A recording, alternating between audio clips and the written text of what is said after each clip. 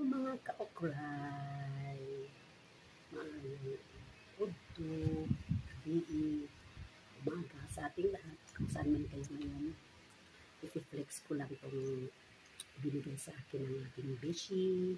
Shout out, Joy Adela. Binigyan ako ng shorts.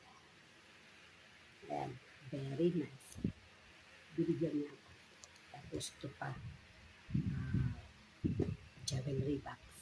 Sabi niya, punuin ko daw to. Yan o. Naglagyan ko muna ng siya. Ganda siya. Yan. Jewelry box. Kasi last time, sabi ko sa kanya na wala akong jewelry box. Ang nilalagyan ko yung lagyan ng biskuit. Lata ng biskuit. Yan.